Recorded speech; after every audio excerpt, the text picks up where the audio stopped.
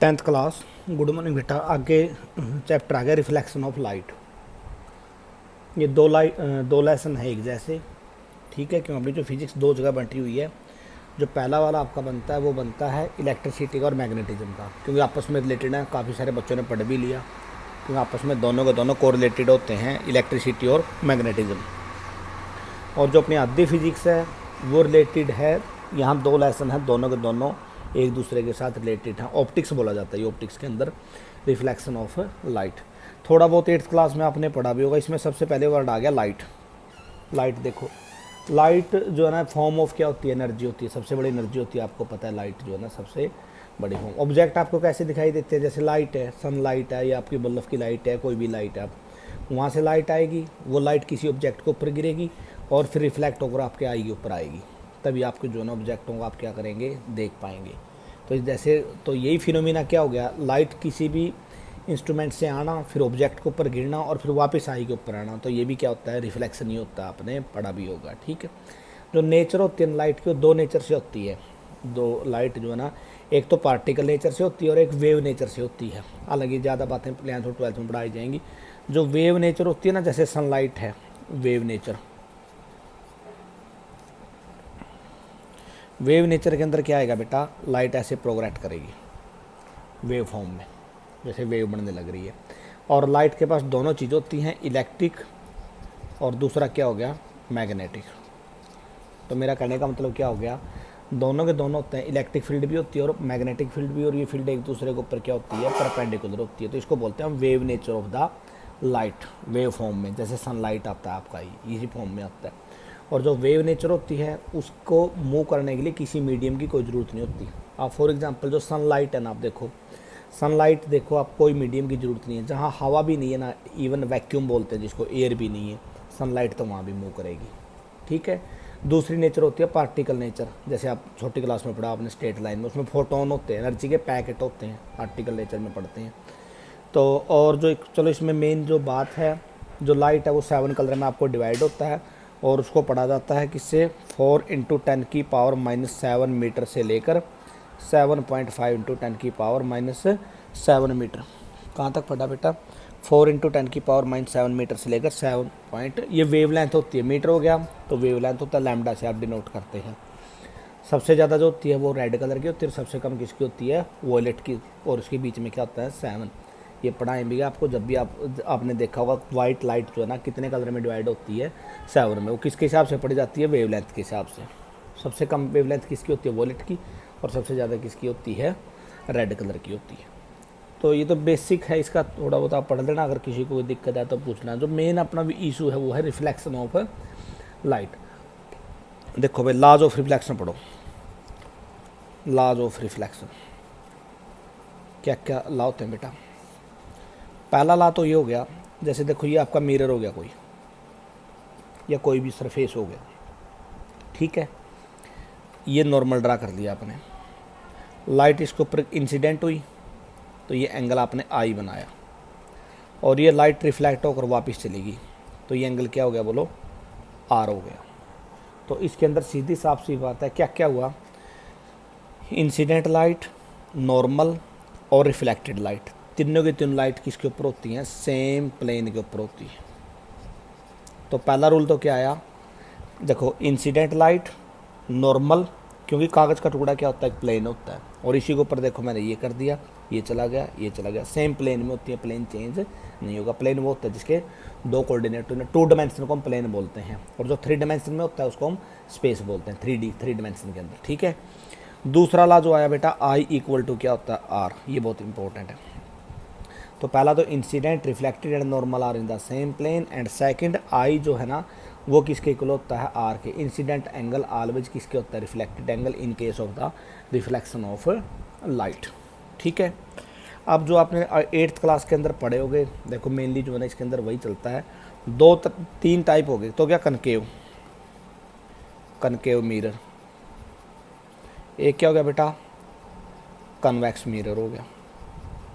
और तीसरा क्या हो गया आपका, प्लेन मिरर हो गया। ज़्यादा कनकेव के और कन्वेक्स के ही पढ़े जाते हैं। कैरेक्टरिस्टिक्स बताएंगे क्या क्या पढ़ेंगे इनके अंदर। कनकेव मिरर, कन्वेक्स मिरर, इनके रिफ्लेक्शन ऑफ द लाइट सबसे पहले करेंगे आप कनकेव मिरर के ऊपर। देखो ये कनकेव मिरर हो गया। ये तो होता है पोल। पोल का मतलब क्या होता है, देखो ये तो बेटा स्कूल ओपन नहीं हो रहे, अदरवाइज इसका एक्सपेरिमेंट होता है, ऊपर आप लैब में एक्सपेरिमेंट करवाते हैं इसका। पोल का मतलब होता है जहाँ से डिस्टेंस को मापा जाएगा। कहने का मतलब जहाँ पर आपने मिरर रख रखा है ना, जहाँ और मिरर का जो सेंटर पॉइंट ले लिया आपने, वहाँ से किसका मापना शुरू कर दिया, पोल। एक हो गया फोकल लेंथ और एक हो गया रेडियस ऑफ कर्वेचर। एक तो बच्चों के माइंड में आता है, देखने से ऐसे लगता है कि ठीक है आपने सर ने ऐसे एक आर्क बना दिया, बस यूँ यूँ यूँ का रखा है और पीछे से नहीं। एक्चुअल में जो है ना, ये जो है ना, ये भी जो है ना 3D होता है, 3 डायमेंशन में होता है, ये स्फीयर होता है। बनता कैसे है मिरर, जैसे आपके पास स्फीयर है, फुटबॉल है, फुटबॉल को आपने बीच में से कट कर दिया और उसके एक साइड को आपने पोलस कर दिया, तो बीच में से बोलो क्या बन गया, वो हेमीस्फीयर है। तो इस टाइप्स जो है ना आप काउंट करेंगे। तो ये जो बनाने का पैटर्न होता है ना, जो मिरर बनते हैं ना, तो वो किस टाइप से बनेंगे, जैसे स्पून हो गया, चम्मच हो गया। देखो स्पून को अगर पूरा कंप्लीट करके हटे तो बोलो एक स्फीयर बन जाएगा कि नहीं बन जाएगा। थोड़ा सा कट है, टुकड़ा काटा हुआ है, देखो जैसे यूँ मान सकते हैं। तो ये 2 टाइप के होते हैं, कनकेव और कन्वेक्स। जो मैं यहाँ डायग्राम में लिख रहा हूँ तो कौन से टाइप का ये बात क्लियर हो जाती है। ऐसी नहीं कि एक लाइन सर ने ऐसे खींच दी, ठीक है।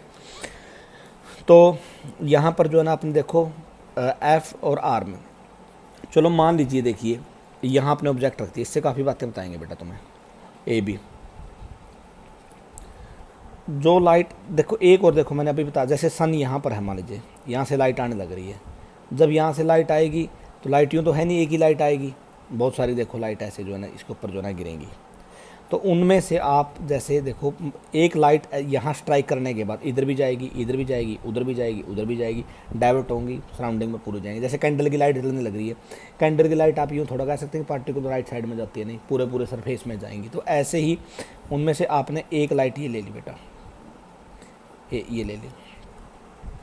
जो लाइट पैरेलल होती है ना, हमेशा वो लाइट आप अच्छी तरह से याद रखना किस में से पास करती है, बोलो फोकस में से पास करती है। किस में से पास करेगी, बोलो फोकस में से पास करेगी। लेकिन आप पूछेंगे सर आप अपने भी तो लॉज ऑफ रिफ्लेक्शन बताया था, इसमें लॉज ऑफ रिफ्लेक्शन में 2 वर्ड यूज हुए थे। एक तो कौन सा वर्ड यूज हुआ था बेटा, कि एंगल तीनों सेम प्लेन पे होते हैं। दूसरा आई इक्वल टू आर, आपने आई इक्वल टू आर का कहीं कोई जिक्र नहीं किया। देखो अब मेरी बात ध्यान से, जो नॉर्मल बनता है ना हमेशा, वो बनता है बेटा आर से।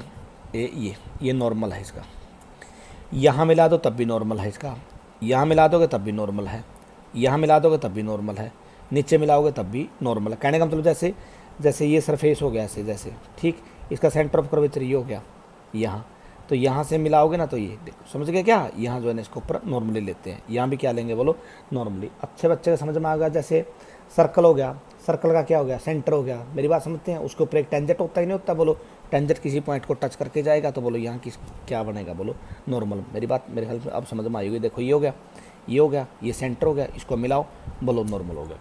तो यहाँ से देखो ये नॉर्मल होता है। तो इस एंगल को तो मैं क्या मानूंगा बेटा, आई मानूंगा, और जो नीचे वाला एंगल है उसको क्या मानेंगे हम, आर मानेंगे। देखो ये नॉर्मल हो गया, यहाँ से यहाँ तक का डिस्टेंस ये, तो ये लाइन देखो इसको पढ़ रहा होगी, तो ये एंगल कौन सा बन गया, आई। रिफ्लेक्शन के बाद नीचे आ गई तो ये एंगल कौन सा हो गया, बोलो आर होगी। तो ला मैंने क्या बताए थे, इंसिडेंट रे, रिफ्लेक्टेड रे और normal on the same plane. दूसरा आई इक्वल टू मैंने क्या बताया था, आर बताया था। अब मैं आपसे एक बात पूछ रहा हूँ बेटा, ये लाइन और ये लाइन दोनों आपस में क्या है, बोलो पैरेलल हैं। अगर पैरेलल हैं तो ये एंगल अगर आई है तो सीधी और साफ सी बात है ये एंगल भी क्या बनेगा, आई बनेगा। अरे भाई ये और ये पैरेलल है, मैंने बोला था अभी तो पैरेलल हैं। तो अगर ये एंगल आई है तो ये एंगल भी क्या है, आई।